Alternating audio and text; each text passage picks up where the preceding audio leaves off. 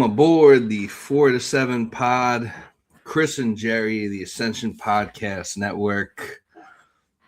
This team makes Jerry drink. This team has been making me drink. This team has not really been making me drink that much, and they can make me drink even less if they played Ben Rice every day. And we'll most certainly get to that, but I think it's only right. We got to start this episode out on the 7 train. The New York Mets have, since we've spoken, they have gone on a 12-game losing streak. This is their, they have finally snapped that 12-game losing streak as of tonight, but obviously at what cost? Because Francisco Lindor is hurt, and as you just mentioned seconds ago before we went live, Ronnie Mauricio is getting called up from AAA, so that almost certainly means Lindor is either going on the IL or at least going to be out a few days. Yeah, that feels like one of the, they haven't even announced Lindor being on the IL, but it almost feels like you can do the math there. I know they said they haven't done an MRI on him, but not great. Just in general, you kind of get the feeling that. Yeah, when it even when you win, you lose. Such is life of the New York Mets in Zoran Mamdani's New York, as some would say. I also just want to say, Sid Rosenberg, we don't want you. You fucking boiled in hot dog water looking ass. You either stay where you are, or I thought you were supposed to leave New York, but whatever. If I can quote Funkmaster Flex, you fucking bozo! Facts. Big bozo energy. Shout outs to the podcast no one asked for. R.I.P. A former staple of the set. It's not even that it was Mamdani. It's that the mascot hugged him. Yeah. not the other shit. But a mascot did not say hello to me. Two mascots didn't say hello to him, but said hello to the mayor, who seems like a more important person. It's like, why is that expired egg that looks all pissed off walking away yelling? What do we do?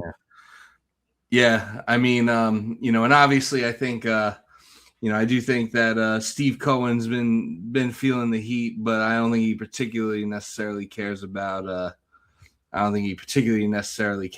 that. I'm sure he's more worried about all the people who took his free tickets and didn't show up to buy beer and waste their money on the product that the Mets have been putting out. So, obviously you follow this team as closely as anyone.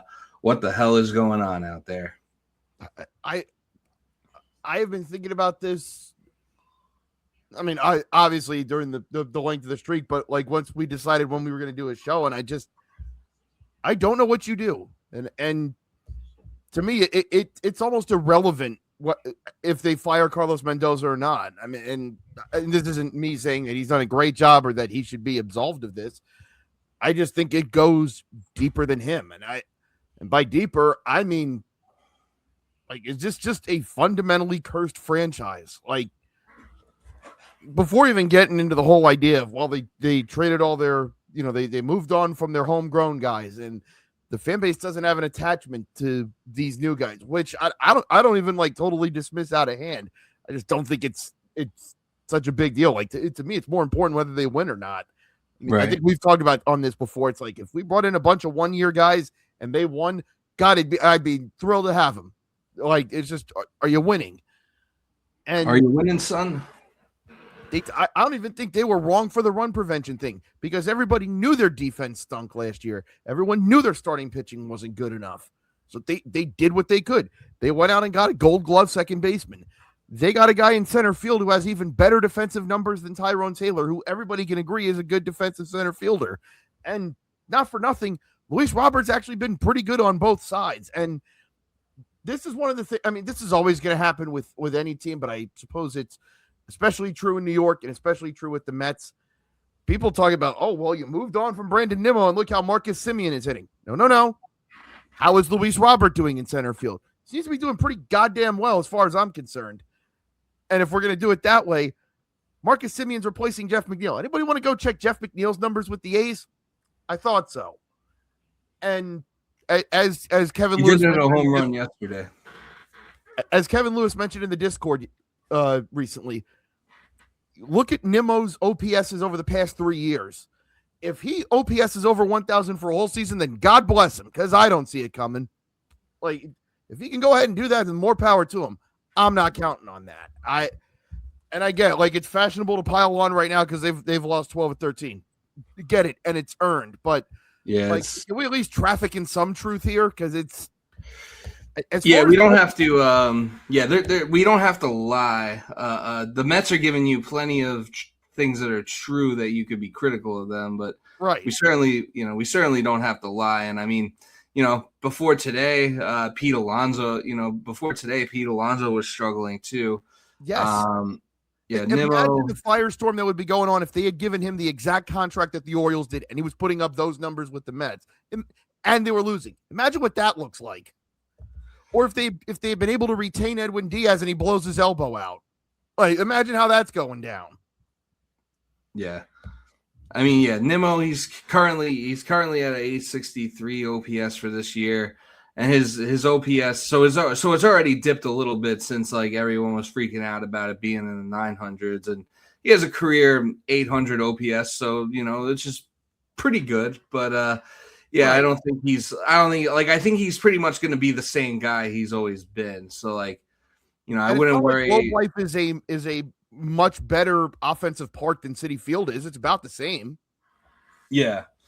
But I think the issue is, so, as far as the run prevention thing goes, I think where you run into the issue though, so I feel like they did everything right, as far as, getting their defense better in the outfield. You got Luis Robert, you got Tyrone Taylor there for depth. I feel like Soto will probably be, better off in left field than right. And then Carson Bench can play right field if he can ever start hitting. To his credit, he has been. I get the overall numbers don't look great. He's been picking it up like 7 out of 8 or 7 out of 9. Like he might be digging himself out of this. Okay, yeah, like I'd still believe in I would still believe in Carson Bench. Again, it is overreaction April, the most wonderful time of the year. But I think the issue is kind of like how you went about it in the infield. Like, you asked Bo Bichette to play a position that he's never played before. He's playing it, all right, but I think you could see there's some growing pains there. And then, Jorge Polanco was not really playing great defensively at first base. And if either of them were hitting, we'd almost be willing to overlook them. Yeah. Like, if Bichette was hitting better than 220, it's like, okay, yeah, he's not a wizard over there, but like, that's not what you asked him to do. You asked him to hit. He's not hitting. It's like, we understood. Yeah, Jorge Polanco's never played first base before. This is kind of weird. Yeah. If he was hitting like the Jorge Polanco we knew, not a problem. Yeah. Obviously, I think Mendoza probably bought himself at least another series or two with the win tonight. But I do think if this slide does continue, I do think you have to fire Carlos Mendoza, whether it's fair or not. Yeah, that's pretty much where I'm at. Whether it's fair or not, and like, I actually think that Stearns probably shoulders more of the blame in this situation than Carlos Mendoza, but you can't really do anything. You can't really do anything about that right now. I mean, you got Colorado coming up, so that's like, could potentially be a soft landing spot. Although at this point, I don't know if there really is a soft landing spot for this team. I don't think you could take anything for granted. No. No, you cannot. But in theory, you salvage this series against the Twins, and I think the Rockies series is like a must-win series. And I think if you take 1 out of 3 in the Rockies series, or if you get swept in that Rockies series, then I think they probably should have fired. I think if they would have fired Mendoza on Monday, it would have been justifiable. And I think that it'll be even more justifiable if you fire Mendoza next Monday. And then you can at least say basically well, it's still April, but you could basically say you gave them like a whole month. They have Peralta and McLean throwing in the Colorado series. If you don't win that series, something horrible went wrong. There's something on top of everything else. There's something very seriously wrong. Is that that series, is that in Colorado? No, they're home, they're home. I feel like they almost always go to Colorado early, or at least it feels that. Well, actually, they do go there in 2 weeks. Yeah, their schedule right now: home for Colorado for 3, home for Washington for 3, at the Angels, which at Colorado for 3, at Arizona for 3. Who? Yeah, as long as Trout's healthy, you can't take the Angels for granted either. No, you can't. Also, hopefully, let me see. We are not scheduled to face Jose Soriano, so there's that. That's a win. A win. Or at least I should say that's a win. That's a positive. Yeah. But at Arizona for 3, and then home for 3 with the Tigers, who I know have a bad record right now, but it's also one of those, well, they're going to come out of it. But what if they don't? Yeah. That's one of those, what if the Tigers just stay stuck? Yeah, that could be that series looking ahead could be a series where it's whichever team loses a series might just suck this year. And then we got you guys at home. There is a runway. I mean, and the Diamondbacks are over 500, but they kind of have that feel of you never know what team you're getting. They could end up being an 85-86 win team this year. That wouldn't shock me. There's enough talent there, but there's also enough volatility there that they could win 74 games. That would not shock me either. The Mets probably should have won the series against them. Matter of fact, the last time we recorded, they were just ending that series with the Diamondbacks. There was a real chance for them to sweep that series, and that's where the slide started. So you go there. I feel like they generally do well in Arizona.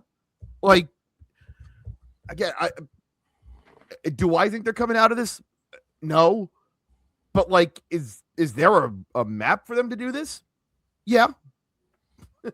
Yeah, it's not all it's definitely not all lost. I definitely wouldn't. Yeah, I definitely feel like they probably dug themselves into too deep of a hole to get out of, but there's an avenue to I'd say there's an avenue to get to a point where maybe by that Yankees series, there seems to be some winnable series in between now and then.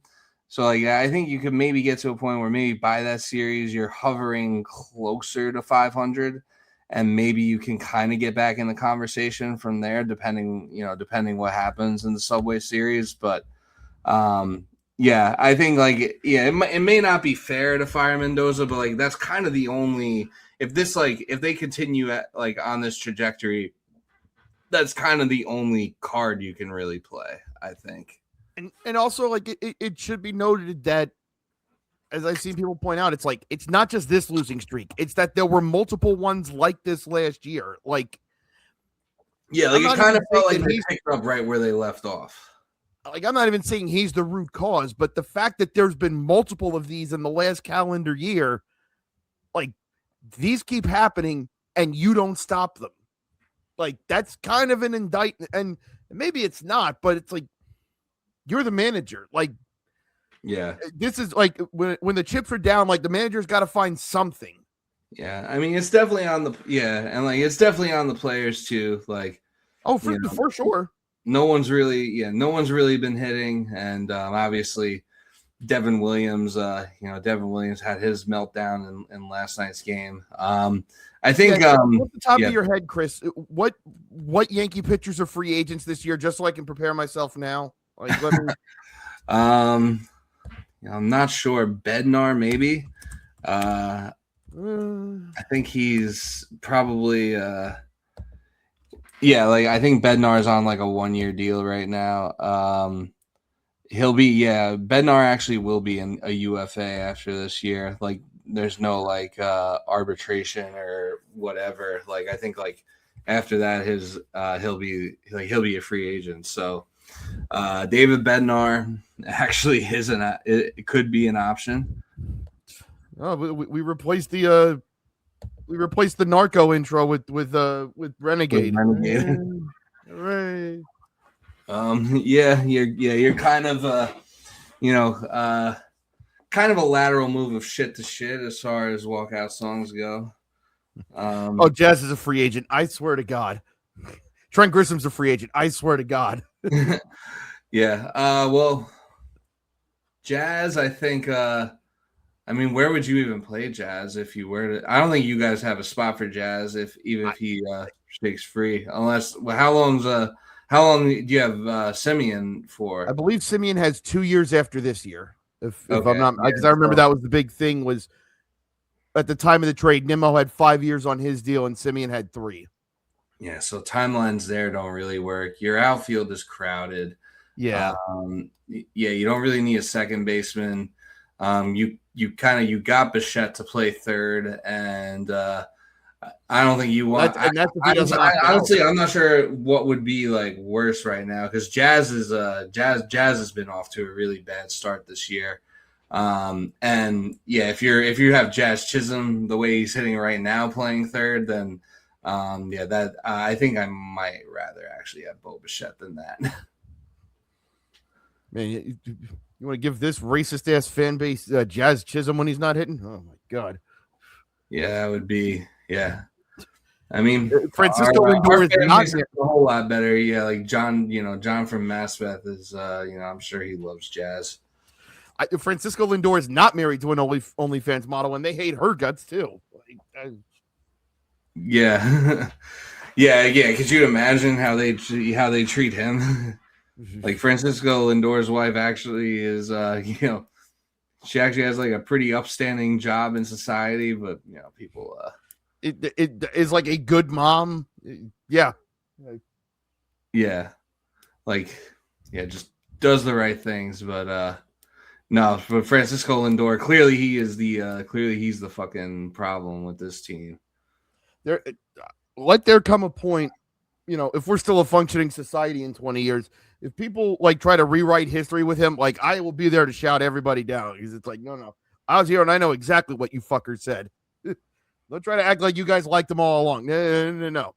Yeah, no. And yeah, I mean, it sucks too that he got hurt when he did because it seemed like he was finally starting to get hot at the plate. No way. You mean like coming towards the end of April he started? No, I mean if only there was something that we could point to. If only there was some sort of happens. If only there was some sort of pattern of this that we could reference. Can't read. It's not their fault. Open the schools. Actually, it is your fault. Do better. I get like this around like people at work or with my friends when people bring up the Mets and I go on these type of tangents and they laugh and I'm like, you people laugh, but I would be such a more pleasant person if we just fucking won once in a while. Like if you enjoy having me around now, imagine how pleasant I'd be if I didn't have this like holding me down my whole life. If I didn't have this anchor tied to my spirit.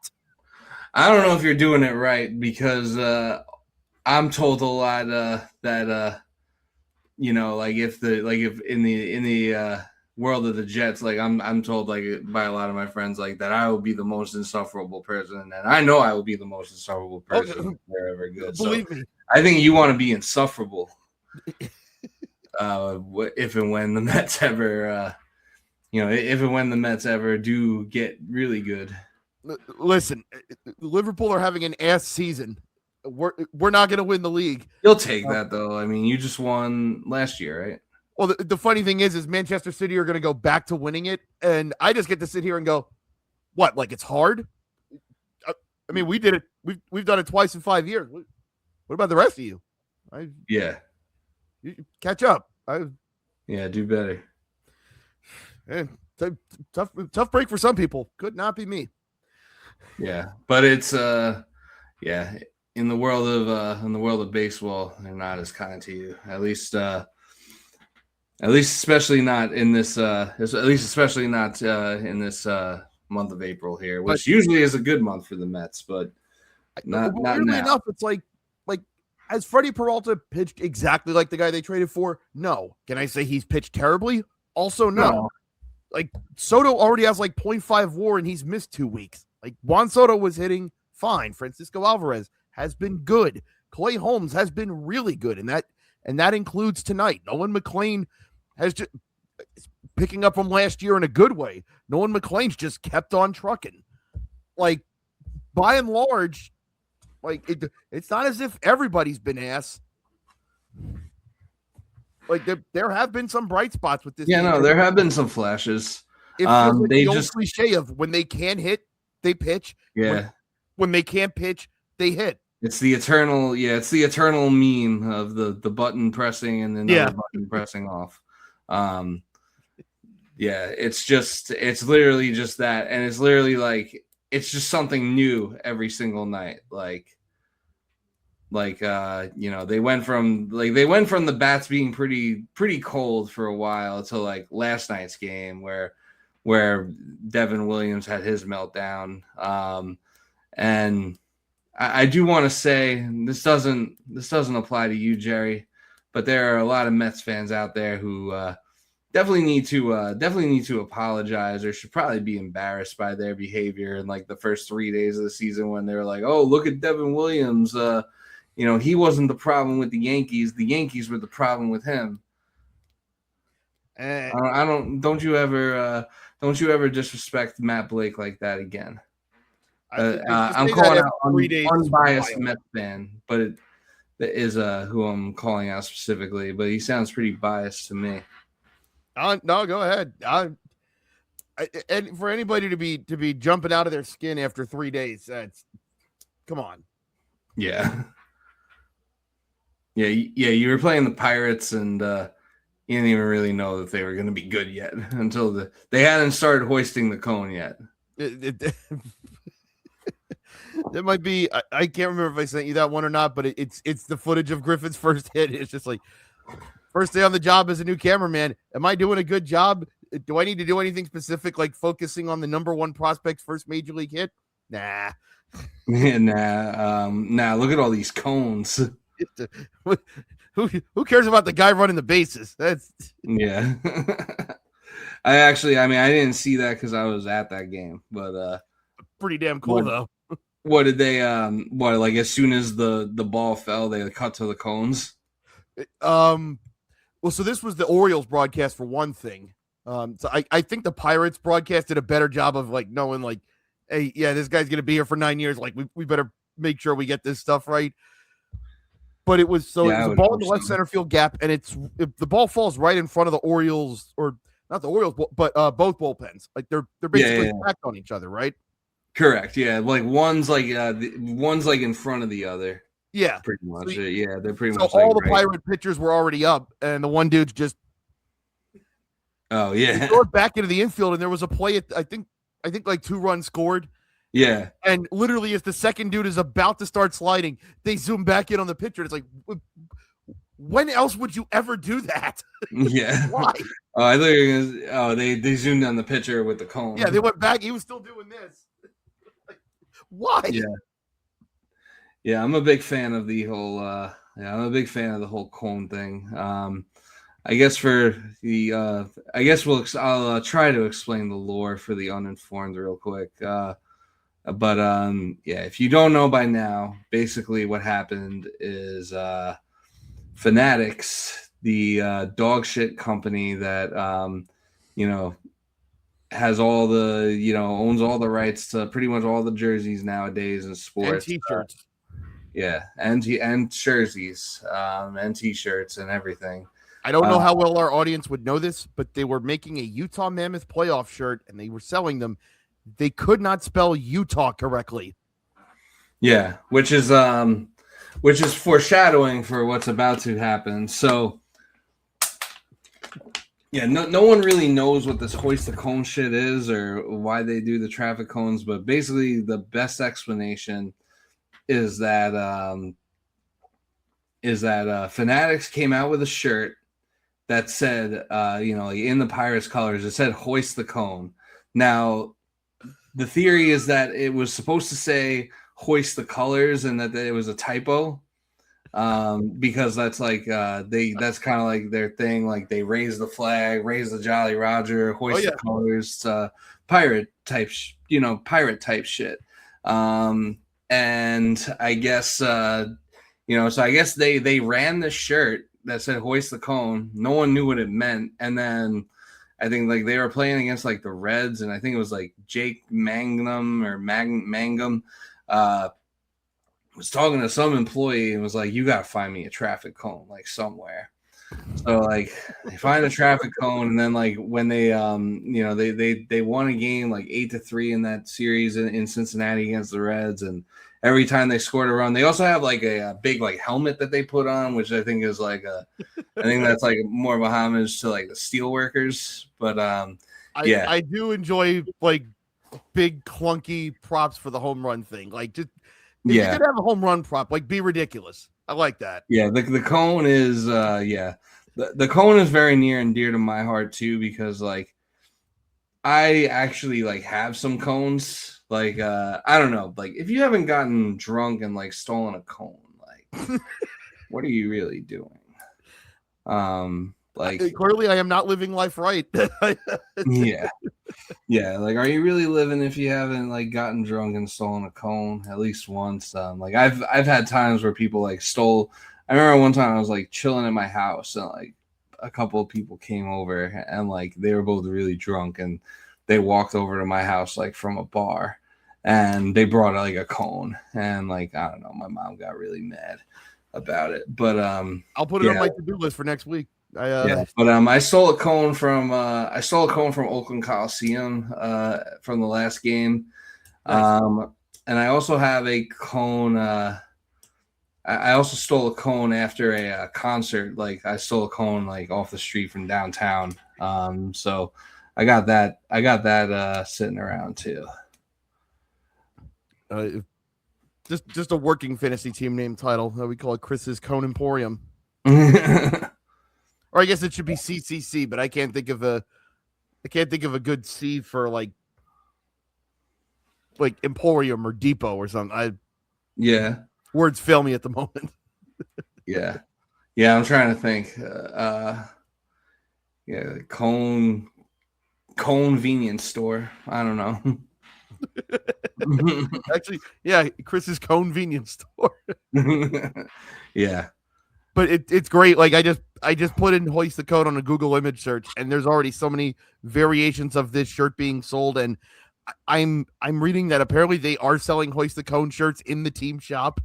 Now it's like it was like a mistake by Fanatics, but now it's like just taking on like it's just taking on like a life of its own. You're like allowed to bring cones into the stadium.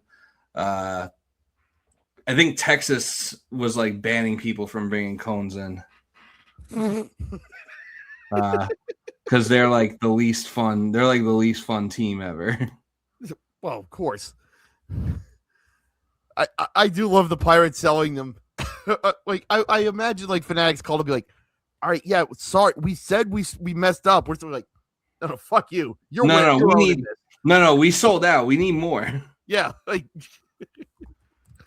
We don't care if this bothers you. We're running with it. You understand? Yeah. We don't get to have a lot of joy around here. Let us have this. This is like this might be like the Pirates.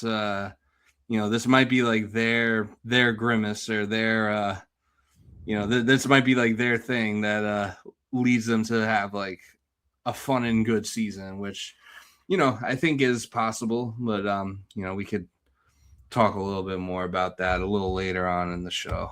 This is how I know we're in trouble, because Danhausen uncursed the Mets, and it still didn't work right away. Like that's a sign. Yeah. Steve Gelbs tried to uncurse the Mets too, with burning the stage outside. this is how I know. Like, I know they're grooming Gelbs to be the guy after Gary. It's like Gary wouldn't do that. Like, come on. Also, as it turns out, the dead bird falling in front of Carson Bench on opening day, bad fucking omen. You don't say. Who knew? Yeah. No, I thought that was supposed to mean good luck. I mean, but also I wouldn't really, I mean, if you it's your first day in the majors and you hit a home run, like, are you really, like, maybe you overlook the dead bird a little. I think the dead bird happened before the home run, though, if I'm not mistaken. Oh, so I guess it was a delayed bad omen. But like you said, he's not on that day, but in general. Yeah. Yeah, but like you said, he is starting to crawl his way out of it. So, it's his first, like, this is like what, his 24th game in MLB. He'll be fine. Oh, breaking news. Oh, breaking news. Munetaka Murakami did it again. He did it again. 5 in a row. Damn. What's that? His 10th of the season? Yep. And he hit it 451. First one of 10. Yeah. He hit it in Arizona. You know how, like, in dead center, like to the left and right, there's like that little cutout. Like, I guess it must be where the cameras are. Probably they set up the cameras at Arizona in left and right. But like he hit it onto that. Oh, damn. Did you see O'Neal Cruz had a crazy home run tonight too, where he hit it like it was in the 9th inning. He hit it like off the it was like a laser, but he hit it like off the top of the foul pole in right field. I feel like that should count for something. Like, yeah, if that was a solo home run, no, that's worth 3. Yeah, I think it was a 3-run homer, but it should have been worse. Yeah, that should be a 6-run homer. But yeah, as far as Murakami goes, imagine thinking his whiff rate on like 94-mile-an-hour fastballs in Japan mattered. I may have eaten the trash on that. Yeah, me too. Yeah, me too. Stand up. Yeah, same here. Yeah, no, I guess I don't know what to make of that, but I guess maybe the only thing I could think of is that maybe there's like a much smaller sample size of fastballs that he saw in that league, and possibly maybe he just came here and that's like the norm, so he just got used to it. Everybody throws. Okay, all right, I can handle that. this in between stuff, that's for the birds. I mean, there has to be a course correction at some point. Like, this obviously won't go on forever. They're going to get a book on him. But, like, what if he's just a league average power hitting third baseman?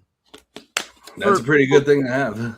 And for what the White Sox paid for him, because I think when that deal finally came down, it was, okay, maybe he's not as bad as some of the things we were hearing, but wow, that's it. That's all they got. Yeah. That's all they had to pay for him. Okay. Yeah, kind of making. Yeah, the White Sox kind of making the league look silly, but first time in forever. To no real avail for them though. But they might be. They got him, so they might be. I think they probably whiffed on the. They probably whiffed on the Robert trade, but I guess it might be salvageable in a few years. Well, I mean, if you trade him again, I don't want to say that too loudly. Yeah. Well, is it okay to talk about that, or? Well, you don't want him back, do you? No, I mean, I think it's perfectly reasonable to have someone that's OPSing 456 playing every day. I'm about the rest of y'all. No, that's that's just good business right there. Is that DJ LeMahieu territory, or am I being unkind to him? Oh, that's a good question. Let's see. At his worst, was that? Yeah, no, I'm looking at his worst. Yeah, that is actually pretty kind of unkind to DJ LeMahieu. At his worst, he had a 524, 527 OPS in 2024. So yeah, worse than that. And like, yeah, he might be faster, but like, if you're not getting on base, does it matter? Like, you can steal bases. I think the most damning thing was the spray chart showing all his hits were around second base. Like, oh yeah, that shit was hilarious. It's like, yeah, you can pull some ground balls. Like, congratulations. Or he's a righty, so it's like you can chop some ground balls. Yeah, funny enough, here's the other interesting thing with Murakami. So, and this is obviously not updated because their game's still going on, but entering tonight, he was hitting 234, slugging 584, and that's all well and good. His on base was 394, so it's not even like he's a traditional slugger where either he's hitting at 500 feet or he's badly whiffing. Like, he has. And he does have 31 strikeouts, so there's that. But he has 21 walks. Yeah, he's got quite a few walks. Yeah, in 77 at bats. So that doesn't seem flukish. If he's being dropped into the league mid-career and he has that eye right away, that's probably a skill that stays. Like, you're not going to bank on him hitting a home run every single game, but you can work a walk or two every single night. Yeah, no, definitely.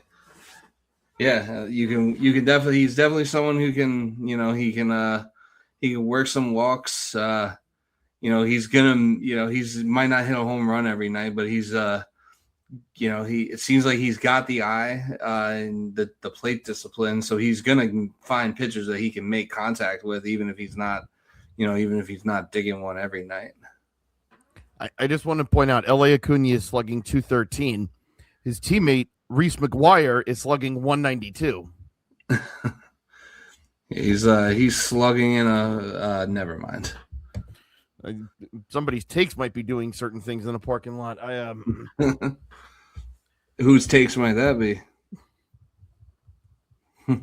I prefer not to speak. If I speak, I am in big trouble. Big trouble. And I don't want to be in big trouble. Understandable.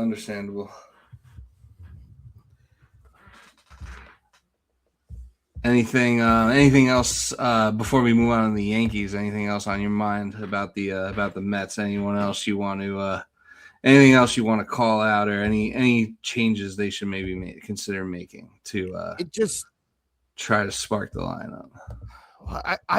I don't know what you do with changes because, like I said, they were right to prioritize defense. We talked down the stretch last year about how they just could not hit with runners in scoring position.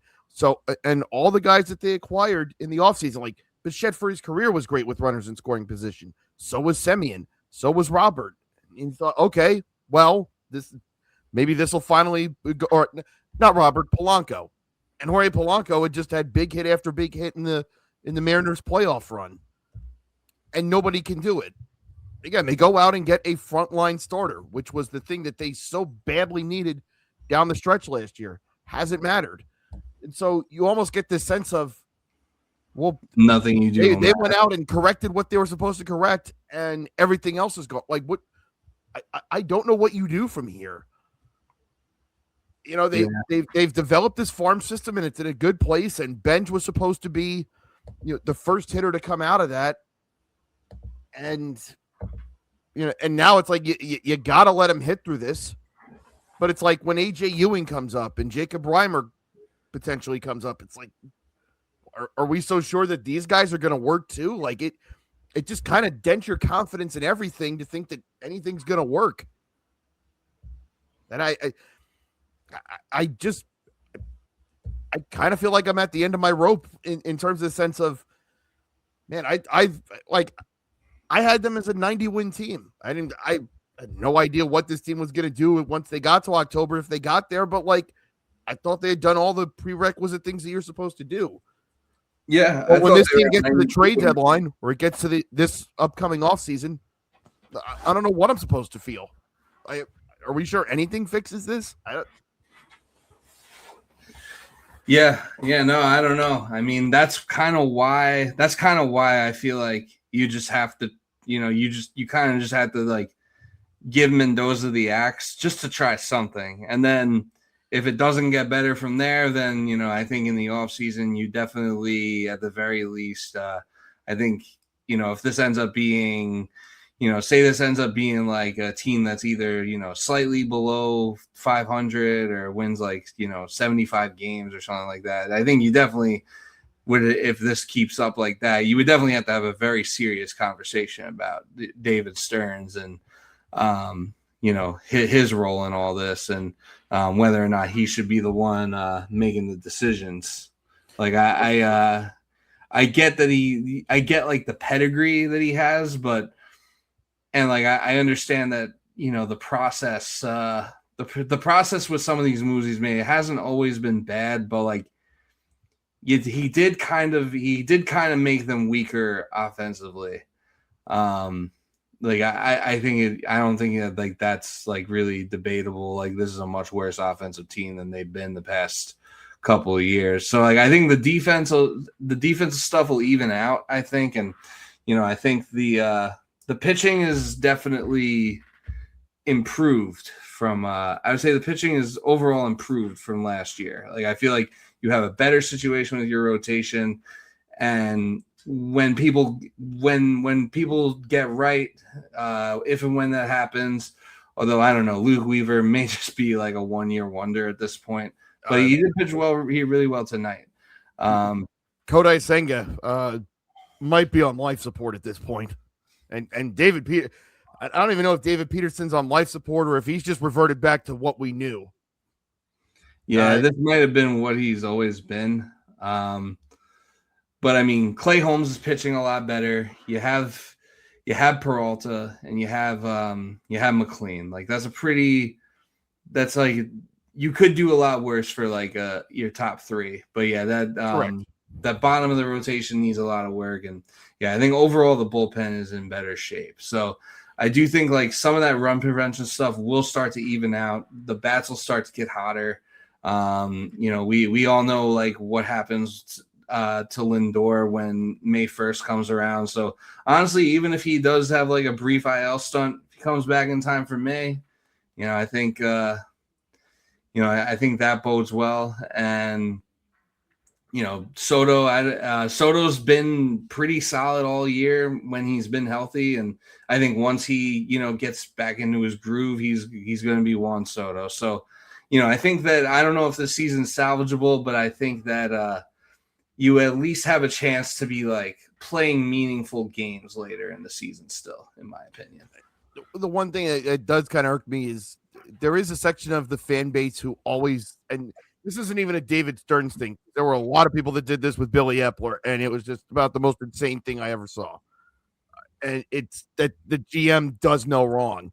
And I'm not even saying that this is wrong, but it's people have talked about, well, you have to look at the infrastructure that Stearns has set up. And this is as strong as the organization has been at, underneath the major league level in terms of international scouting and the farm system and all these other things. It's like, yeah, that's great. And you need that. You also need to win. Like that's again. I was a month old the last time they raised one of these. I'd like to fix that. That's the whole reason you do all these things. Like all the other stuff is great, and yeah, like maybe that'll help you later. It's like we're trying to stop this shit now. Like yeah, at least ASAP. Like that was the plan when you signed Juan Soto, and you were 2 games away from the World Series. So you can't like I don't know. It doesn't make sense that like they continue to seemingly kick the can down the road. I like genuinely there have been moments during this losing streak where I'm like, so are we just gonna go? Is this the pattern where we have a great year that was a lot of fun, ends in heartbreak, and then we go another 9 years until we have another one of those because it went 06 to 15 to 24. Like what? Do I just need to check back in 2033? Like what are we doing here?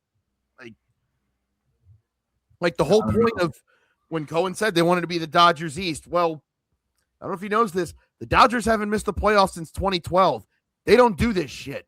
Yeah, they got it together, and that was it. And they've basically won their division like every year since then too. Like I think like the Giants have won it like a couple of times, but even when the Giants won their World Series, like I think when the Giants won the 2012 World Series, I think they did it as a wild card, and I want to say they might have done I think the only NL West title the Dodgers haven't won since they got the money infusion was the year the Giants won 107.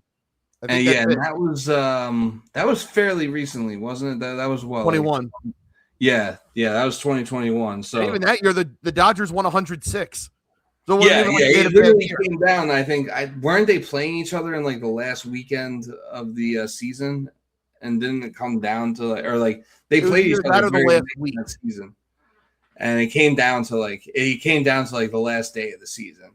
I do remember. And then they played each other in the division series. Yep. So like even that year, like the Giants edged them out by a game, and then the Dodgers got them when it mattered. Yep. So it's like that's what being the Dodgers East is to me. It's like, yeah, cool that you could throw this money around. It's like you're supposed to win. That's the point. Yeah. Gotta start. Like it genuinely does feel Wilpony to have something like this going on, and it's like I thought we were done with that, and part of me worries, and I thought this at the end of last year, and I thought this during the streak. Soto has an opt out after 5. Yeah, that did cross my mind too. And I mean, I don't know if I know everyone, since the day Soto signed with the Mets, I know that there's been a lot of, either trolling or maybe, maybe some that are being serious about how Soto regrets his decision or this, that, and not happy. I don't buy into that, but if this does continue going on, he might, in 5 years, he might say, I kind of feel like maybe, I don't know, maybe he'll feel like he was sold a bill of goods with the Mets and the whole like brighter future and all that. Because at some point you have to win, and you have to go out and win ball games. You have to show it. And I wouldn't blame him. Like if we're gonna keep doing this, like he was promised something better than this, and they have not given that to him. Yeah, but he has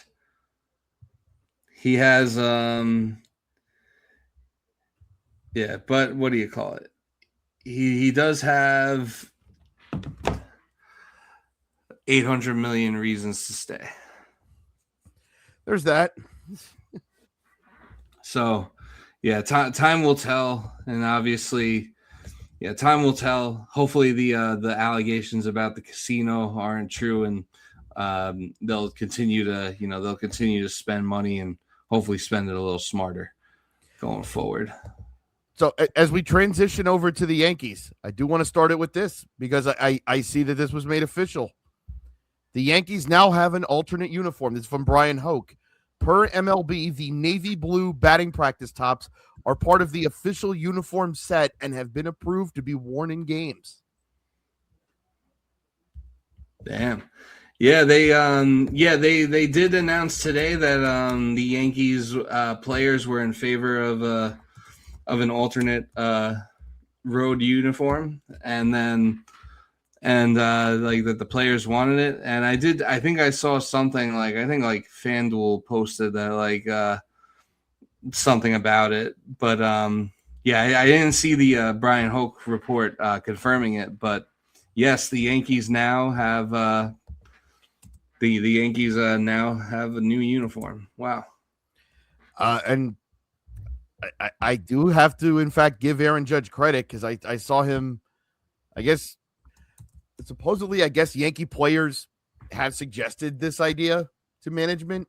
And for the people that are like, well, the Yankees have never done this, which I'm one of those people. Like, I've kind of respected the idea that the Yankees haven't done a City Connect. But Aaron Judge did bring up the point. He's like, hey, I'm all for tradition. I get it, but we have sponsorship patches on our uniforms, which you've already kind of he's right. You've already kind of started to break the dam. It's already been going on for the last few years. It kind of, it started with the sponsorship patch, then the Nike patch, Nike symbol, and then I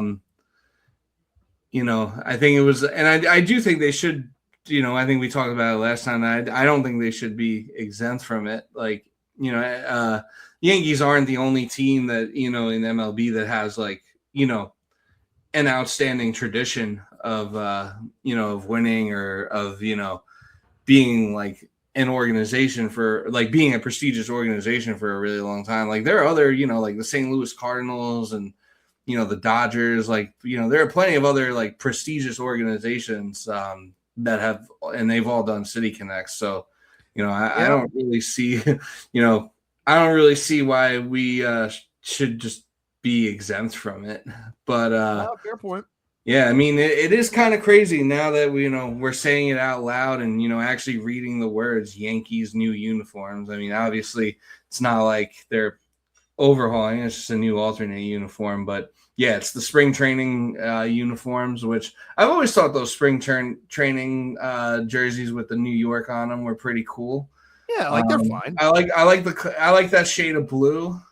So yeah, I mean, I'm not old enough to be angry about this, is what I decided.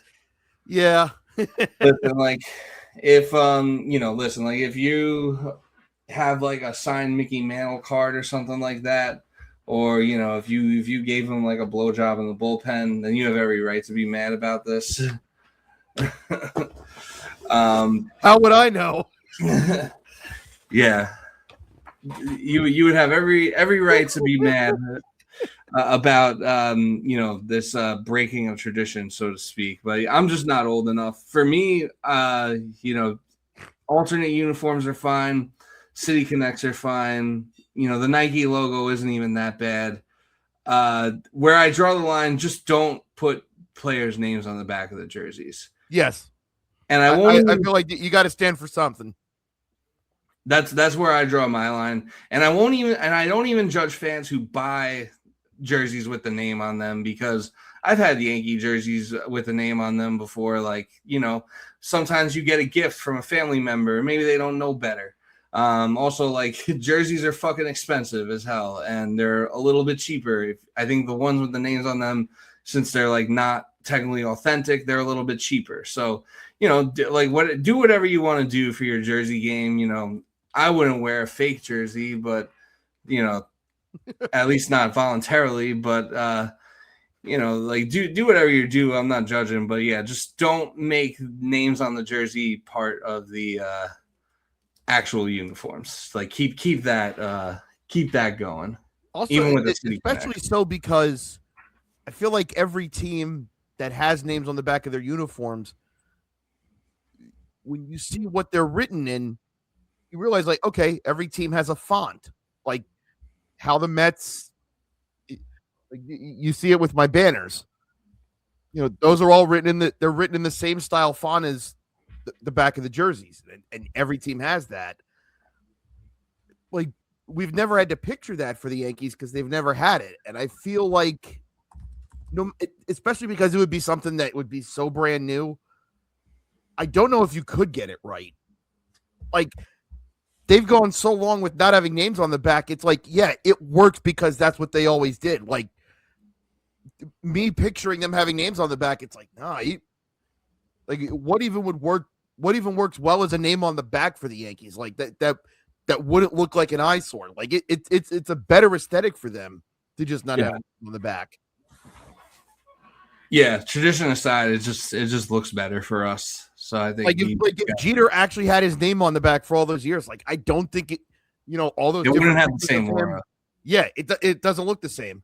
Yeah, same with like 99 on Judge, or like even like, I don't know, even like the 27 on Stanton is like very like, there's some, like John Carl, like, imagine a picture of like Giancarlo Stanton like hitting a ball 500 feet, and like, he's like mid swing, and you see the 27, you see him like staring at the ball in the distance. Like, there's something that goes hard about a name not being there.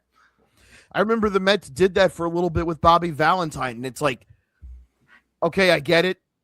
It looks kind of cool, but that's not our thing. Like right. I think they did. They were nameless. I think actually when they won in '69, they didn't have it, but They didn't have names. but they did put names on the back, and that's what we know it to be. And so I feel like trying to go back to that, it's like we gave that up. You can't really. It's like too much time has passed to. If we had always stuck with it, I would have been cool with it. But it's like we made our choice. Yeah. But as far as the Yankees play has gone, it's gone pretty well. The past they struggled a little bit.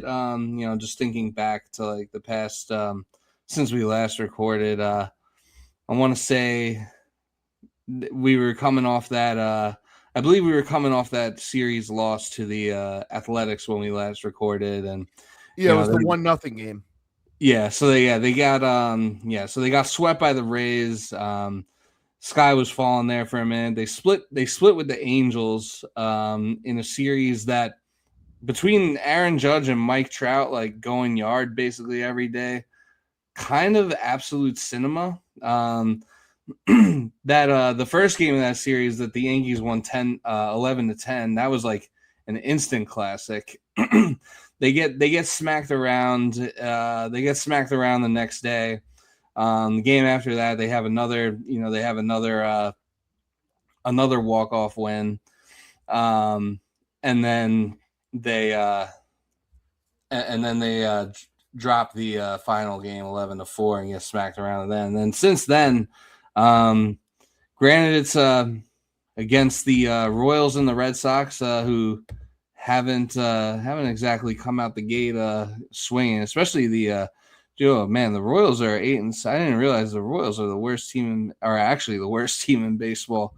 Actually, I did see something about that because I saw it was like the Mets and the Royals were like tied at one point. It's like, damn, the two tough times to be a 2015 World Series participant. But neither team has really come out the gate swinging. I just want to point out that the Phillies now own the longest losing streak in baseball. Yeah. Nice job, Phillies. You guys suck too. And the Braves have basically like already won the division. Yeah, it feels like in all honesty, it feels like the Braves and Dodgers are the only teams that are doing really well. Yeah. Well, the Padres are also 16-8. Yeah.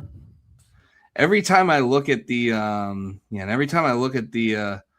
like check the NL Central standings, I'm like, oh yeah, the Pirates are doing well. And then it's like, oh shit, the Reds are like 16-9. So I'd say so far like the National League's been a lot better than the American League. But the Yankees had two straight shutouts against the Royals and the Red Sox. They were going for a third, but the Red Sox did play one run in the ninth inning tonight.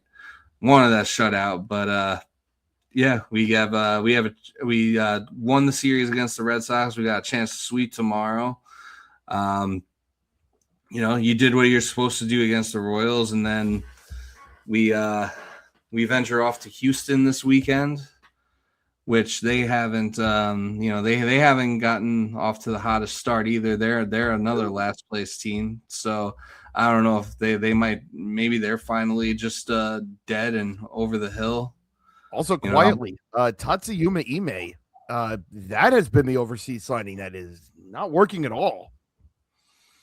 Yeah. I feel like he even flat out just said, yeah, I haven't adjusted to America either in baseball or culturally. And it's, he just isn't adjusting. That's and it's tough to, it's got to be tough to like simultaneously be trying to do those two things. Like you're trying to live in a whole new country and adjust to Major League Baseball pitching. I would, if I was Murakami, I would just show up to my post game presser with a sign that in Japanese lettering just said "Kiss my ass." For all the everyone was just like, "Oh yeah, Ime's gonna be great. We know this." Yeah, and I say this as someone like I thought Ime was a slam dunk. Clearly not. But nope, if I was Murakami and I heard all that shit, and especially when people were basing it on stuff that fundamentally was not true, I would be so obnoxious right now. Yeah. And in my own language, I would be obnoxious about it. It's like, no, you go figure it out. I'll be here. And then after the Houston Astros, we play Texas Rangers, who have actually they're hovering right around 500. They have definitely looked good at times. So they might obviously, I think Nimmo's going to continue to, but there's really no one in the American League that really like scares me for the Yankees. No. But yeah, they play Texas after that, and then you start May with a 4-game set against the Orioles, which I think that has the potential to be like a huge series, like right out the gate. I feel like that's like the first like real like all right, April's over, and like this is like the first like real measuring stick. Like I don't know if like the Rays are gonna stick around. They're probably gonna stay annoying most of the year. But like I do expect the Orioles, like if there's going to be, if there's going to be teams that are going to be, like a problem for us, like I still expect it to be like the Orioles and or Blue Jays. Well, because I mean, the Orioles are just getting Kyle Bradish back, and he's been okay. Trevor Rogers, he did get shelled at the Pirates home opener, but yeah, since then he's been better. And Trevor Rogers now has pitched well enough into the it's multiple starts now this year to where it's okay. This wasn't a 1-year thing. Whatever it was, he fixed it, and I don't know what a deal with him for him would look like, or in terms of a next contract, because it's got to be so weird to try to judge a pitcher who, when he came up with the Marlins, like he was all-star caliber. Like that when that deal happened, Trevor Rogers was the big name, and it was, oh, wow, Baltimore did pay a steep price. They traded Kyle Stowers. Like, this was one of those, like, okay, well, Trevor Rogers is supposed to be something. And it started so badly in Baltimore for him where it's like, no, he's just broken now.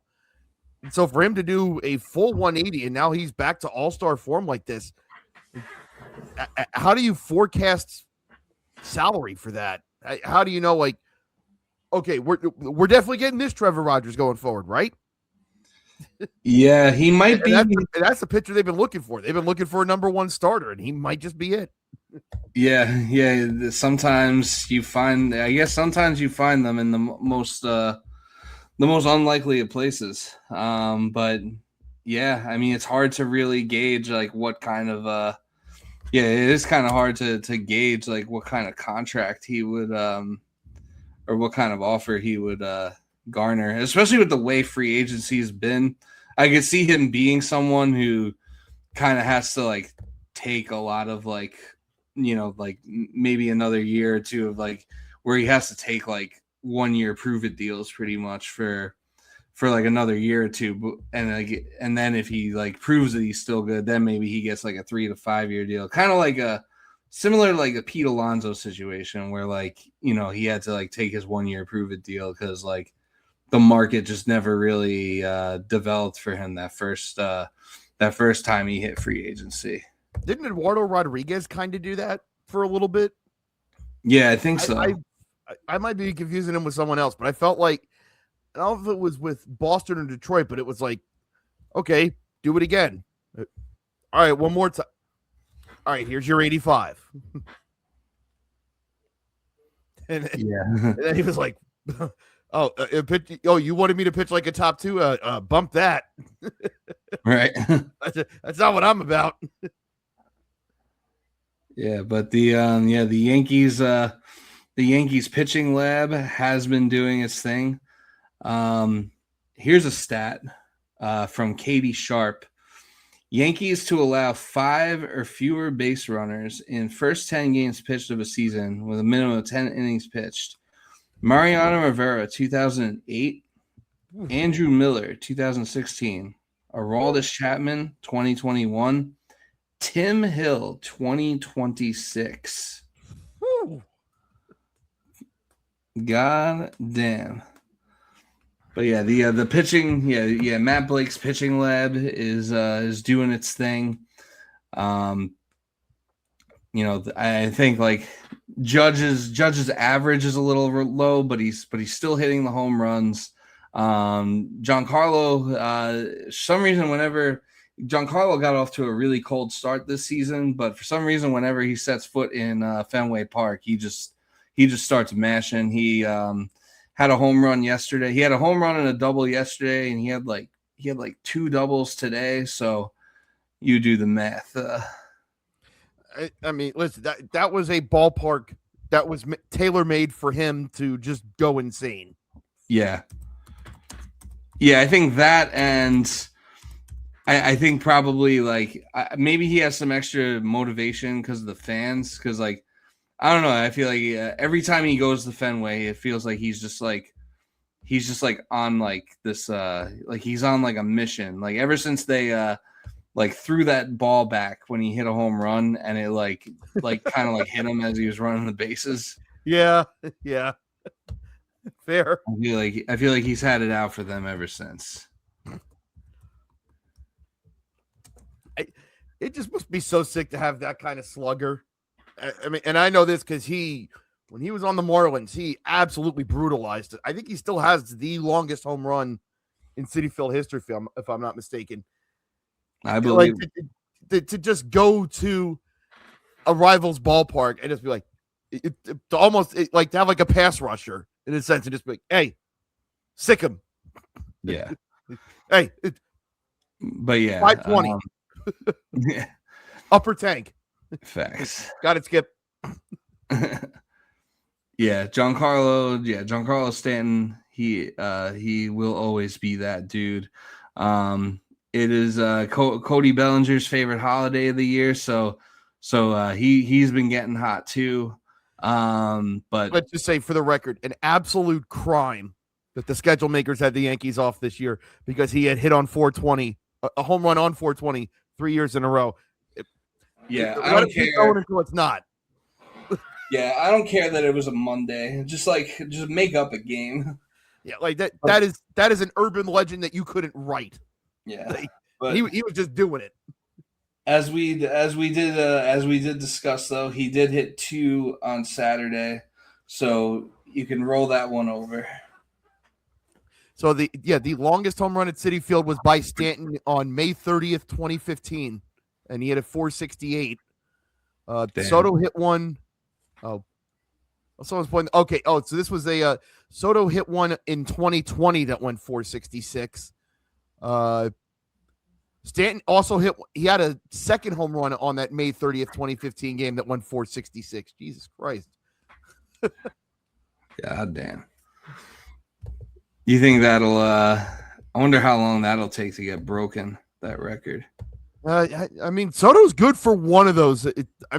And he's really the only one I could. Yeah, he'll get one. Alvarez hits a few where you're like, okay, that's never coming down. Like, yeah, I think Alvarez is gonna walk into one. Like I'm not saying he's gonna hit a ton of them, but I feel like 1 or 2, it'll be like, oh, yep, that was about time. I knew that was coming. Yeah, but as far as this Yankee lineup goes, there is no better hitter in this lineup than their platoon left-handed first baseman, Ben Rice, with a 461 on base percentage. He's batting .319, has 8 homers, a 1214 OPS, a 238 OPS plus. A 754 slugging percentage. Someone please tell me, is this good? Now, I have been very bullish on Ben Rice. He was the unluckiest hitter in baseball last year.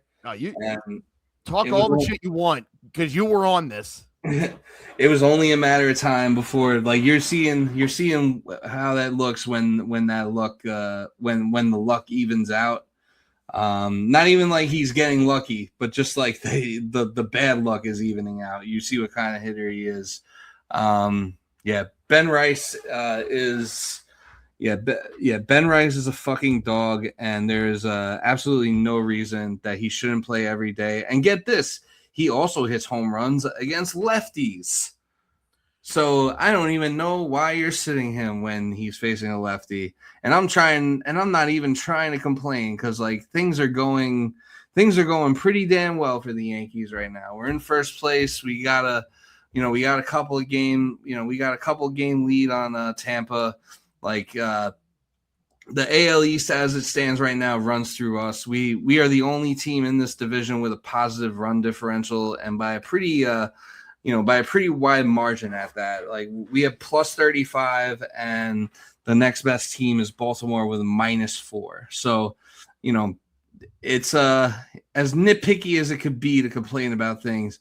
It's just so obvious and so stupid to not play Ben Rice every single day. I don't get it. But have you considered playing JC Escarra at first? Have you thought about Ryan McMahon? I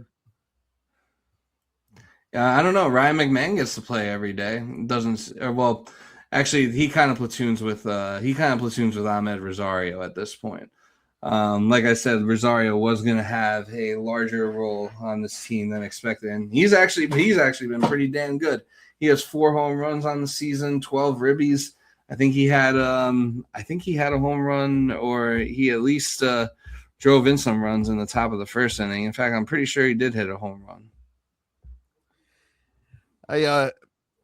I sympathize with you only because I know what this feels like, because Michael Conforto struggled so obviously he comes up in 15 and he has the great playoffs and the 2-homer game in the World Series. And then for the first month and a half in 2016, he struggled. And they sent him to Syracuse for like 2.5 months. And I would just be sitting there being like, so you have to play Alejandro Diaz every day. You can't let the guy who had a 2-homer game in the fucking World Series hit through it. Got to play Alejandro Diaz.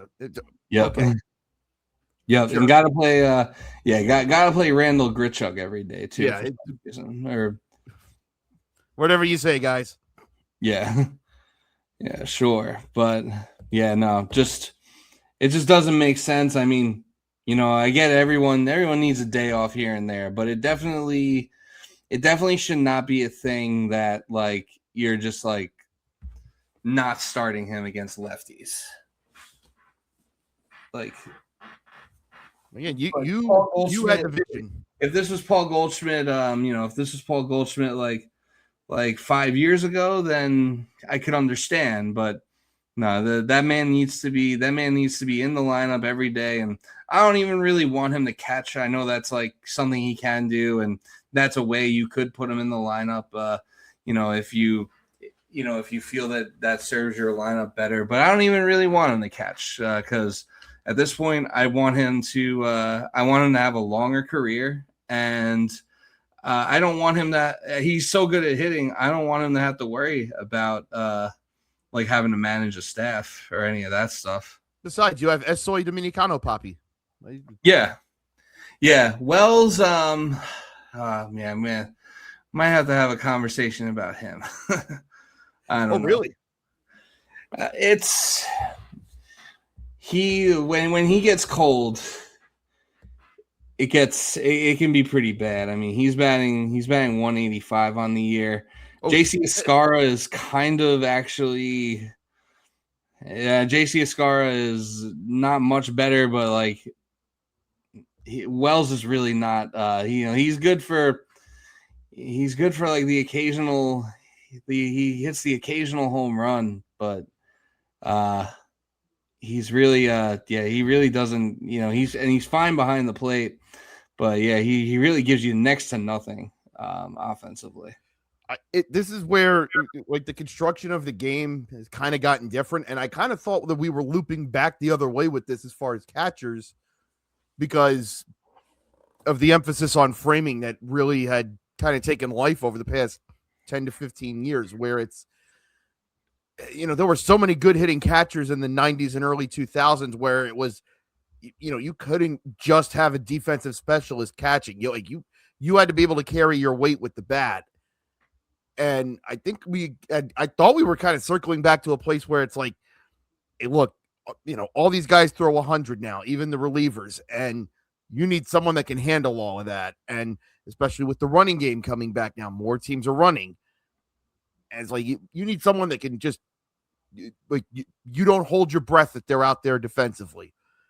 Right. But to your point, like, yeah, you kind of don't want to have a catcher that's OPSing 570. Like that's almost Austin Hedges.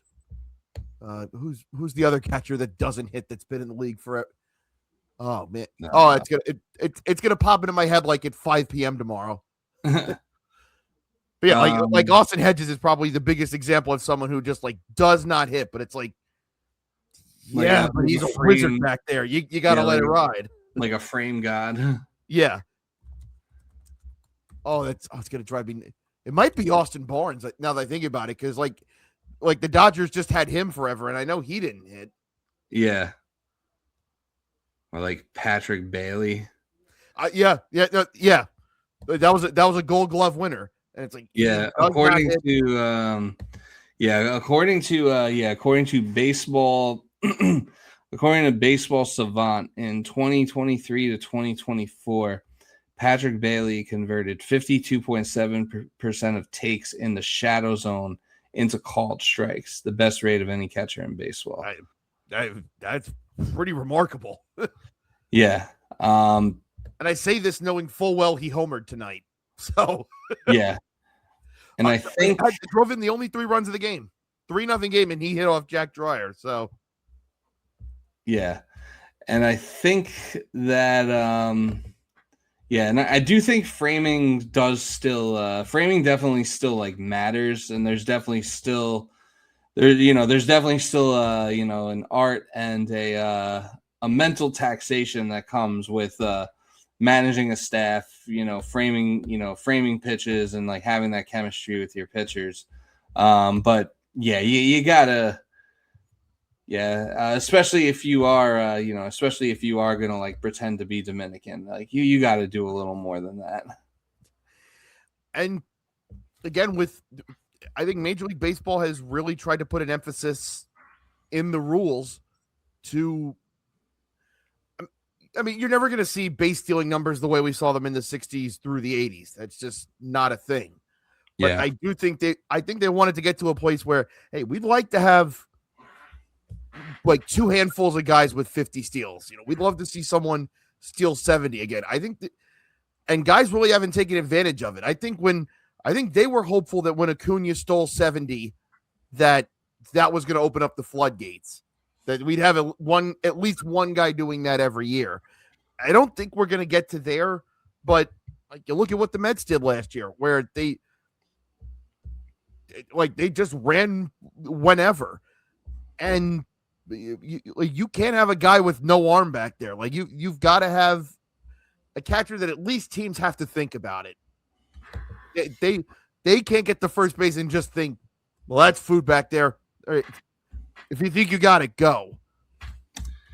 Yeah, and I mean, his defensive stats are like, I don't know much about it. I mean, his defensive defensive metrics are like pretty okay, and it definitely, like, his defense definitely passes the eye test, but it's also like he's not like Pudge back there or anything. No.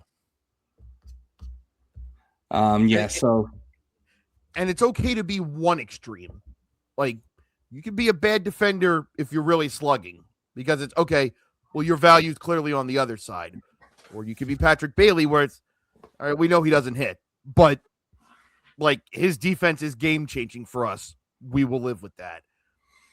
Yeah. You can't be a little of both. Like you can't kind of hit a little bit and also be just league average defensively.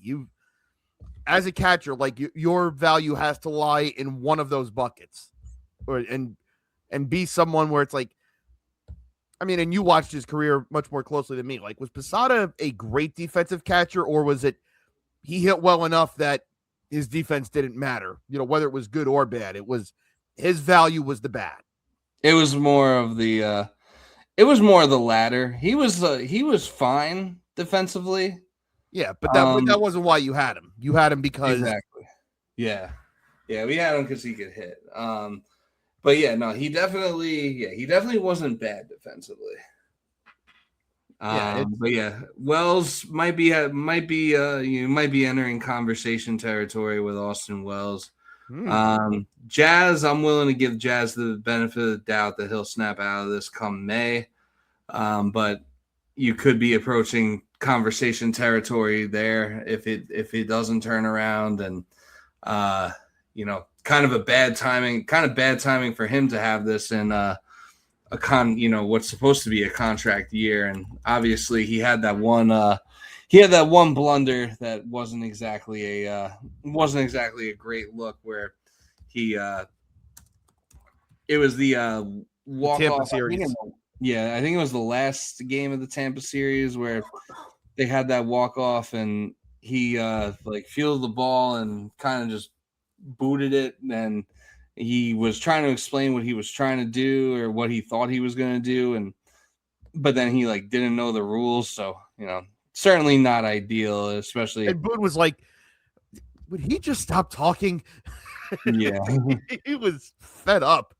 But I mean, from what I remember, I don't think they benched him necessarily the next day, or it wasn't like a thing. It wasn't like a thing where they were with Glaber, where it's like, oh, you're going to be the one guy we make an example out of. So at least they didn't, bench him or go to any extremes like that. But that one, that was a bad gaffe, but I think we all kind of could do well to live the idea of you can't really hold someone's worst moment against them, because it's we've seen outfielders hand the ball to someone in the stands because they thought it was the third out, or we've seen a guy turn and toss the bat to the on-deck circle because he thought it was ball 4 and it was ball 2.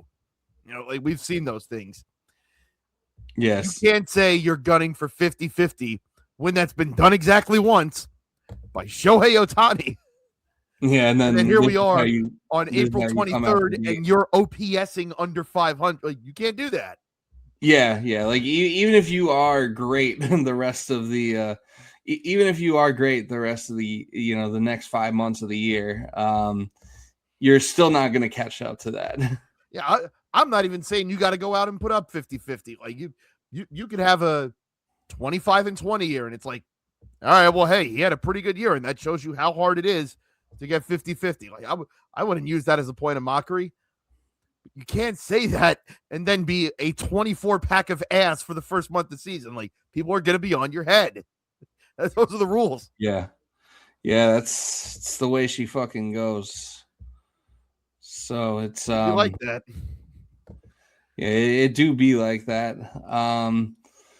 But yeah, I mean, overall, obviously the top of the lineup is carrying the weight, and they are getting some timely supplemental hitting, but they definitely need more in the you definitely would want more out of third base, and I don't really know why at this point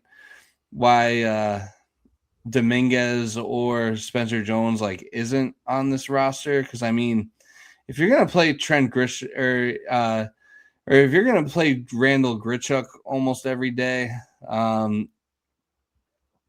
platoon him with Trent Grisham, at a certain point, it's you can't really maybe the ship has sailed and maybe Dominguez was overrated as a prospect, but it's you can't tell me that he couldn't at least help or contribute to this current team.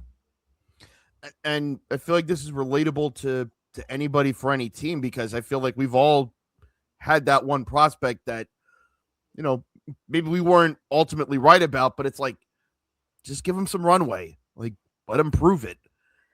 And then you go and sign someone that's well, this guy won't be here in a year.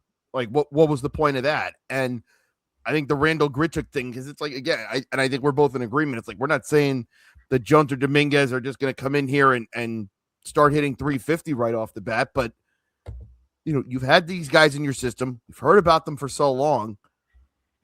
Give them the chance to prove it. And it's okay, well, if we give a guy 500 to 700 at bats, over however long that is, it's at some point that sample size gets big enough to where you can go, okay, maybe he's not a major league hitter, or it's not going to work here. Yeah. But at least you gave yourself enough evidence to go like, all right, we tried as much as we could. To be doing this thing where they're up and down or they're not an everyday player like Dominguez was last year. And now it's like you're bringing in Grichuk at the end of his career. And I think, as Kevin Lewis said, sounds like the Yankees only just signed him just so that he couldn't beat them in a series, which, like, fine. I'm petty. That's fine, but stick him in AAA. I'm okay with that, but also, like, he doesn't need to be playing like on a fairly regular basis, right? Like, so stick him in Scranton. It's like, all right, if someone gets hurt, you can come up in 2 weeks. It does get to a point of like, what are we doing here? And I don't know. Apparently, the reason they have Dominguez in AAA is because they want him playing every day. But I don't know. I feel like he could. I feel like he could help this organization more if he was. I feel like he could help this organization more if he was.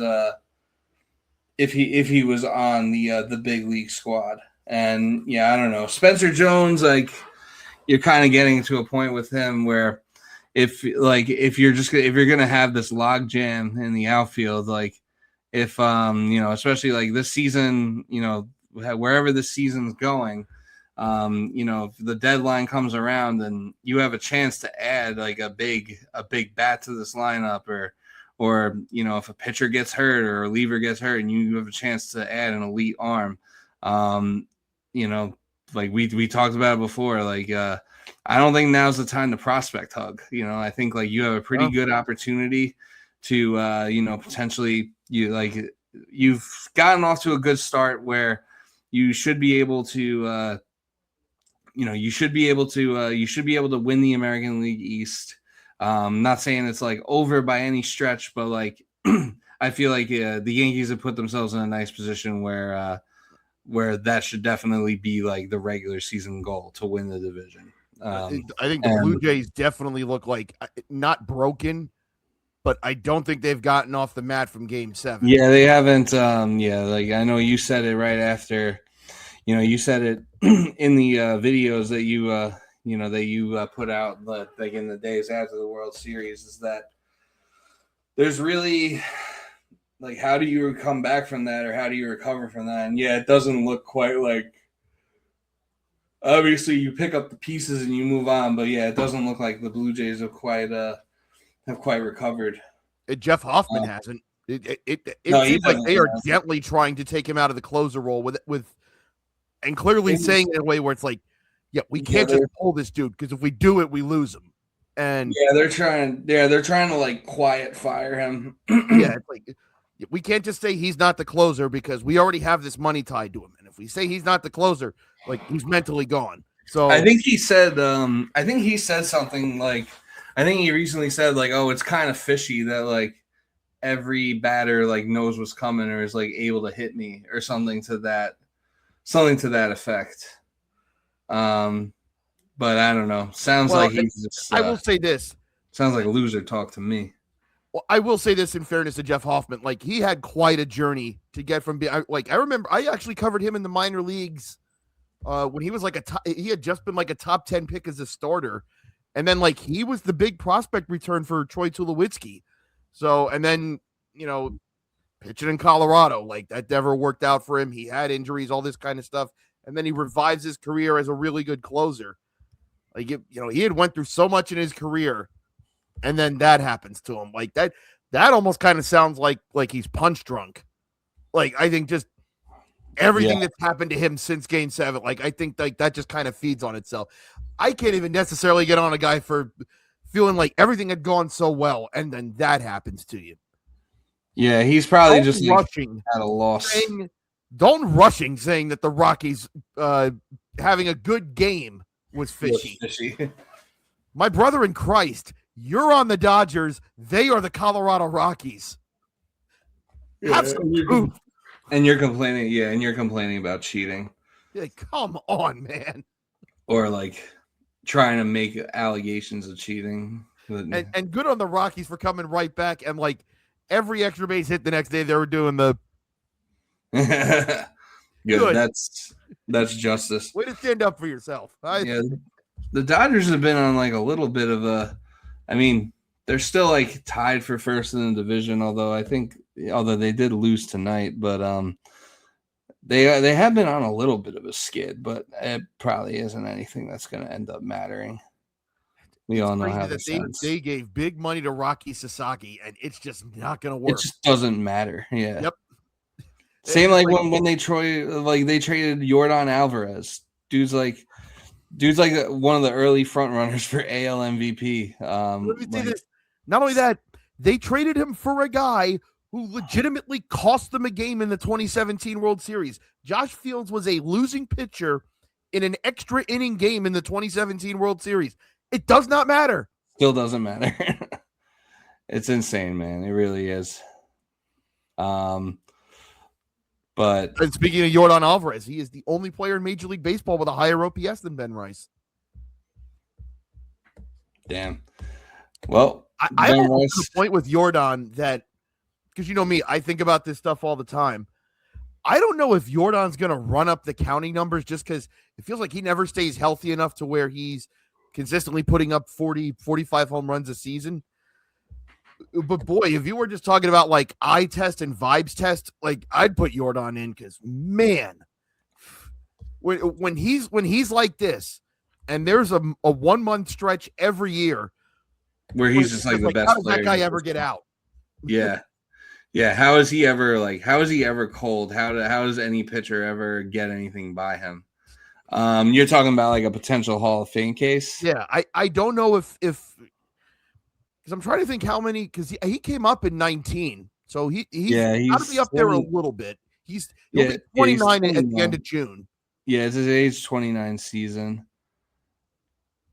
He's got 180 homers, 517 RBI. I mean, his career averages are 298, 391, 579, and a career OPS of 970. He does play in a very hitter friendly park too. He does. But also, there's no one else on the Astros who looks like that. Yeah, he's doing this with like no protection right now. Yeah, I almost wonder if the Astros would, if the Astros continue on the trajectory they're on, if they would consider trading him. Well, so this is what's funky. So he played 87 games in 2019. That was his first year. He hit 27. He played 2 games in the COVID season, so throw that out. But then 33, 37, 31, 35. Only played 48 games last year, so he only had 6. He's already got 11 in 26 games this year. Holy shit. It's God. It's almost won every other game. That's unreal. And RBI wise, he drove in 78 again in 87 games as a rookie. And then 2 games. I remember he had like some sort of injury. I remember that being a thing. But then 104, 97, 97, 86, 27 last year, 26 this year. Good God. Good God is right. Whew. But yeah, I mean, I pretty much spoken my piece on the Yankees. I don't know if you had much to add. Luis Gil owns the Red Sox, by the way, for some reason or another, but love to see it. And he's like, yeah, love to see it. By the way, Cam Schlittler, he's like the weakest pitcher we have right now. I'm sorry, what was that? Cam Schlittler, stamped. Yeah, that was not a half season wonder. That was not a postseason one. No, he is a certified. He is a fucking dog. He just does this. And he is and he will be taking the mound in about like 17 hours, give or take. I gotta say, tomorrow. I mean, we're doing this on Wednesday night, but between that, because it's Schlittler's first start in Boston since all of that, since everything, yeah, and they've been, apparently they've been sending him threats and all sorts of stuff. Just typical Boston things. So we got that going on tomorrow night. You have the hockey and basketball playoffs going on, and the draft. Like that is going to be a prime night for the multi-view. Yeah. I will be seated at the NFL draft. I cannot fucking wait.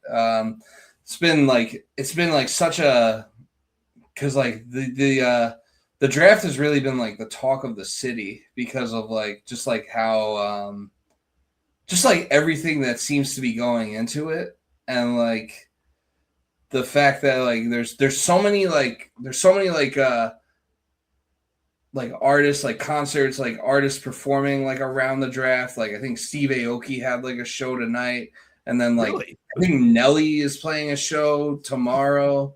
Really? I'm pretty sure Wiz Khalifa is involved to some capacity. There's like a bunch of different concerts around the draft, and like, but and I'm going off on a bit of a tangent here, but just the logistical nightmare that this draft is going to be for this city. Like this city is not ready for it. And, I'm almost as excited just to see how much of a shit show that it's going to be as I am just for like the actual draft and like seeing who the Jets take and just how the board shakes out overall. Now is this, I forgot to, because we were talking about this before we went on air, but that is walkable for you, right? To get to the draft from my house? Yeah. It's not really walkable from my house, but like I could drive 15 minutes to this neighborhood that I used to live in. And then there's a trail that I could walk from there, and it would be like an hour walk to get down there. Okay. Yeah. Cause I'm just thinking, with all of that tomorrow night, like, and the gridlock that's going to come from traffic, and that all the ride sharing apps are just going to overcharge like hell. Yeah, I don't even want to think about what an Uber is going to cost, and I don't even know if I'm going to drink at the draft because I don't know where they got the bathroom set up. Oh God, no. So I don't even know. I might just have to take it all in. But yeah, I'm definitely raw dog in the draft. Yeah, definitely curious and definitely excited to see. Just excited to see how this whole thing plays out. It's going to be like going to be like a once in a lifetime experience. I know you had wanted to that once we were done with our teams, if you wanted to hit on just random MLB items, and you had mentioned that series last week between Judge and Trout, and I feel like this is one of those for, there's a generation of baseball fans now that like they know this Mike Trout. Yeah, they didn't really get to see the post-COVID Mike Trout, and I think that series was for all of us to go, oh, no. You can joke on him not having rings or what? No, you are not joking on the talent. This is who he's always been. I so badly want him to stay healthy because I think the world needs to be reminded of his greatness. I think it was not long after our last recording. I think they might have been playing the A's, and he took a pitch off his hand, and everyone collectively went, "No, not this." Yeah, I think I remember that. And it's like, oh, maybe this year is different. I don't know if I go that far for the Angels, but for him, I mean, for him, for Trout, if he can, if he can stay healthy, I mean, the Angels will probably still be the Angels, but if he could just put up, one more full Mike Trout season, just like old, for old time's sake, just to remind everyone who the fuck he is. I think that the baseball world needs it, especially like all these new. You got all these new like analytics nerds and nerds online in general who, hot take artists who don't really know ball and, are too young to remember the time where Mike Trout was in the GOAT conversation. Like we've had that discussion. Like it's kind of, eerily similar to like the Ken Griffey Jr. career trajectory. I think people don't. It's one of those you had to experience the sense of like Trout was a legit 30-30 guy, and it's like, man, it like just look at Trout physically, like just look at like a headshot of him, his first 3 or 4 years, and then look at him that like now he's got traps like linebackers, Like back then, he was built like someone who could do 30-30. And like maybe he couldn't have withstood that physically on top of the demands of playing center field. But like that 2012 to 15 Mike Trout, that's the ideal. That is what every fan base praise they get. That's the standard, yeah. Yeah, just looking at the OPS leaderboards, and most of it looks pretty normal. Like it's Jordan, Ben Rice. I am not going to laugh you off because you were on Ben Rice early last year, so I can definitely say if anyone's like, man, who saw this coming? Chris Hecker saw this coming. Thank you. That's all I need, honestly. Then Murakami, like, all right, we'll see if it holds. But again, this was so much more than we were expecting. Corbin Carroll, okay, well, we know he plays this well when he's healthy. We know that. Sal Stewart is very impressive. And I know this because I'm in multiple dynasty leagues with Kevin Lewis, and I get offers for Sal Stewart daily. And the fact that I get offers for him daily is a sign that I need to keep him. So, yeah. Then James Wood. People are trying to trade him daily. You got something there.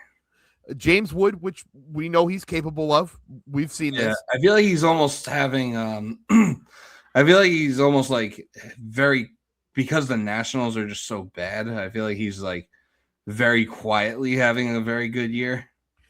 And it's kind of ironic in a way where I see people be like, man, the Nationals just whiffed the Soto trade. It's like, no. James Wood is exactly the guy that, like, this is what that's exactly the type of that's like exactly the type of guy you hope to get in a package, like for a trade for Juan Soto. Yeah, like if you're trading him, it's like, well, this is what it takes. Yeah, you can't write that off. After James Wood, that list does start to get a little funky with Andy Pages. I don't see, like, I wanted to think that, but then I remembered, like, oh yeah, he was an all-star dast year. Like he didn't quite have the prospect pedigree that some of the other Dodgers have, but like maybe he just needed to grow into this. I'm not saying he's gonna have 981 at the end of the year, but like, what if he's like an 890 OPS? Like that's not unreasonable. Yeah. Max Muncy, he's Max Muncy. Yeah, he's still got it. We'll see if he can keep it up. Jordan Walker, it seems like he is maybe a little late, but it seems like maybe Jordan Walker has finally arrived. Yeah, that's another one of our leagues that I'm in with Kevin Lewis in our group chat. It's just been like, I wasn't wrong on Jordan Walker. I was just early. That's how I feel. Yeah, I thought he was going to win. When he came up in 2022, I was like, oh, he's going to win Rookie of the Year. Like, this is what the Cardinals do. And then he got sent down, and then, it was kind of quiet his first couple of years. But, yeah, 964 like OPS. Dylan Carlson were supposed to be it back-to-back. And when neither of them hit right away, it's like, man, the Cardinals just kind of lost their prospect touch. Man. Yeah, like, is this and like the Cardinals, I mean, the NL Central is a very interesting division because, like, I remember, the Cardinals are in second to last place. I mean, they're tied with the Pirates, and so they're like, there's 2 games separating the Reds and the Brewers, who are in last place, and every team's above 500. And salute to the Reds, because I figured not having Hunter Green until July, Nick Lodolo hasn't pitched yet. He had like a blister during spring training. He hasn't started a game yet. Yeah, so Andrew Abbott's their third best pitcher, and he's been ass. Yeah. And I do wonder, like, with the Cardinals, too, because I remember we were talking, like, when we were doing our storylines going into the season, like, with the Cardinals, it was like, oh, like, this is kind of like the first time ever where we kind of go into a season, like, there's not really an expectation for them to compete. And, like, it's kind of like, the first time that they're not expected to compete for, like, multiple years, not just have, like, a one-off year. Yeah. It was like, oh no, like they're really like, they really got to tear this down and start it over. And they're, and they're 14-10 and, right in the thick of things in that division so far. Although I would say they do have the worst. They do have the worst run differential in that division. So, feel like there is a chance of there is a chance of a fall off there. You mean putting Ryan Stanek in your bullpen was a bad idea? Geez, you don't say. If only there was a point of reference. Dog, I've been here the entire time. Yeah. By the way, this makes me laugh. So here are some of the names in between Aaron Judge and Matt Olson on the OPS leaderboard. Aaron Judge is OPSing 945, Matt Olson's 930. CJ Abrams, Brandon Lau, Ryan O'Hearn. O'Hearn's been tearing it up. I think when he signed, people were like, okay, that kind of makes sense. He could be a first base DH. Yeah. And Brandon Lau is always, I'll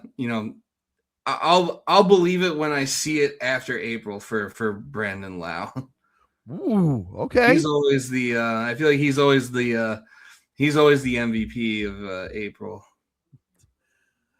By the way, not that far down on the OPS leaderboard is Kevin McGonigal. Yeah, I'm looking at him there. Yeah, he's I think he's co-favored now to with Murakami to win AL Rookie of the Year.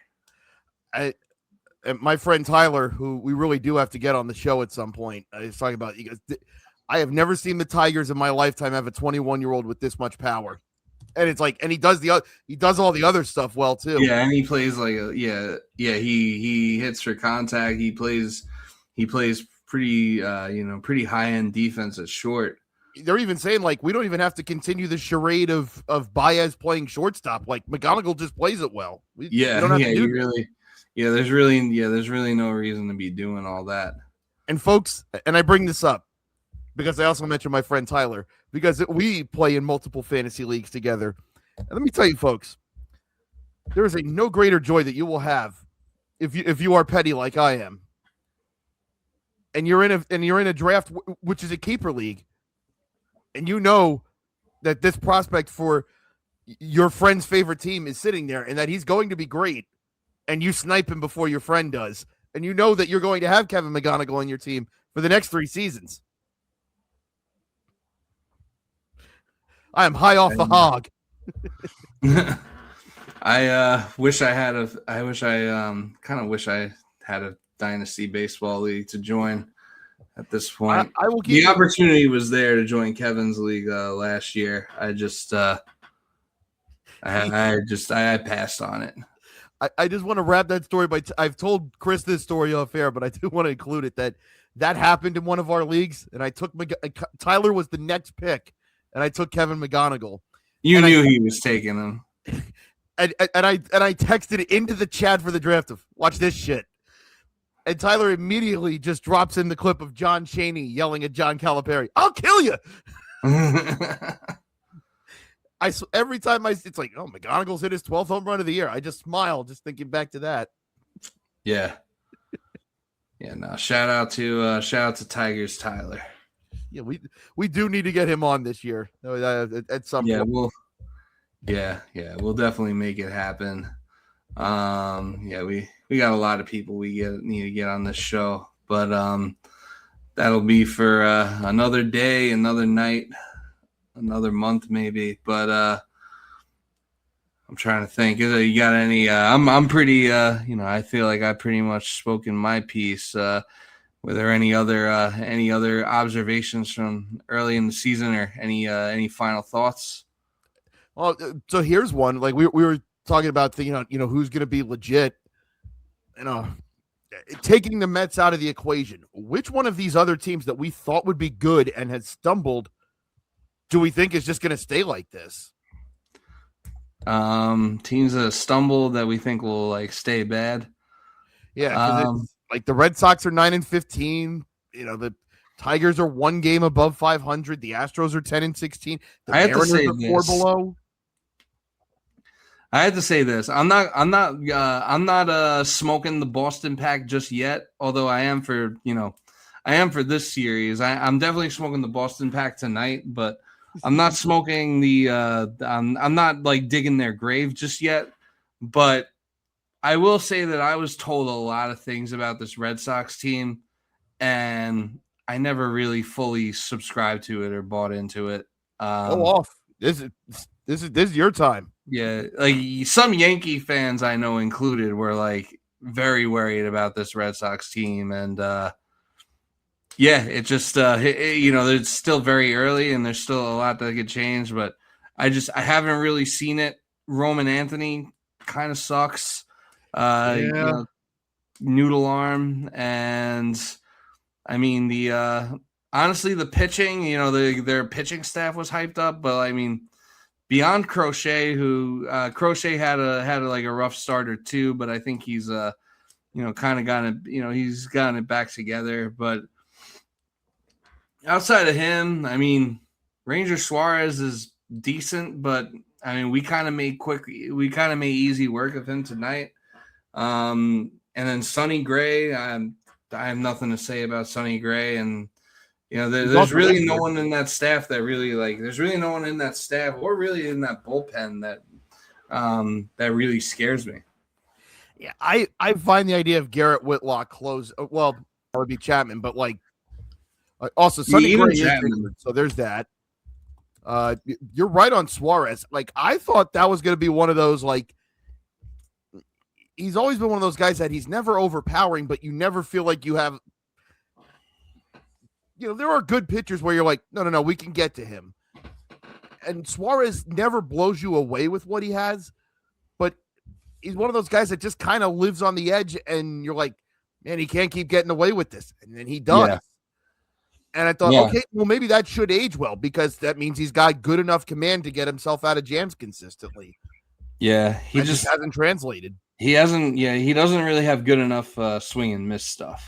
Yeah, and to really get by. Especially when you're in a division with, you would say the AL East has what, four hitters parks, maybe 3. Yeah. I mean, yeah, New York definitely, definitely Baltimore, definitely Boston. Mm-hmm. I would say Toronto's maybe neutral. Yeah. Toronto and Tampa are both neutral at best, if not more so hitters. There are 0 pitchers parks in this division. Oh no. I would. Well, I mean, the Rays last year were in hitters park, but I think the Trop very much favors pitchers. Do you? Because that was part of why they were when they had the good teams under Joe Madden. They never had explosive offenses, but they didn't have any bad defenders, and they had good pitching. So it was. You weren't going to outslug them in their stadium. They were going to cut down the extra base hits. When the ball hit the carpet and they were on offense, they were going to take the extra base. They made the park work for them because, you had Friedman as the GM at that point, and you still had Madden, who was still a pretty good manager at that point, and they made the most of that. Yeah. And that's why people were just from kind of eyeing Caminero this year, because it was, all right, well, you were in a minor league park last year. Now you're going back to the Trop. Can you keep doing this? So far, he is. Yeah, I mean, obviously, obviously the dimensions of, I don't know. There's nothing that really jumps out to me, though, as far as the dimensions of Tropicana Field. They're not the same dimensions as, Steinbrenner Field, which is the same dimensions as Yankee Stadium. But, I mean, you have it's a pretty short way to straightaway right or left. I guess 370 in right center and left center is I feel kind of average. It doesn't really jump out at me.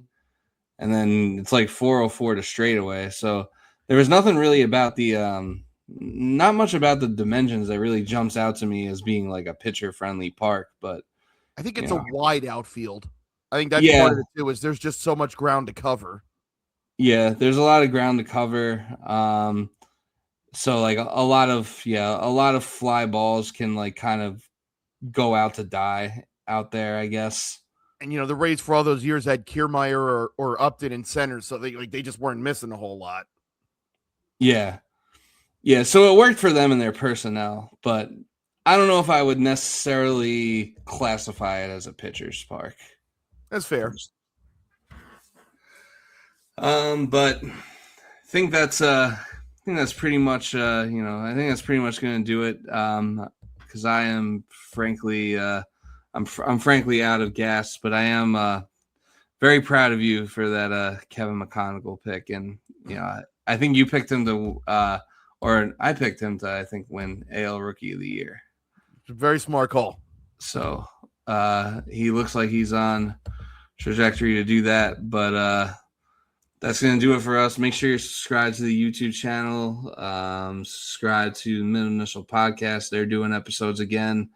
And we'll see you again soon. That's Overreaction April. And so we'll probably see you maybe in May, maybe sooner. But peace.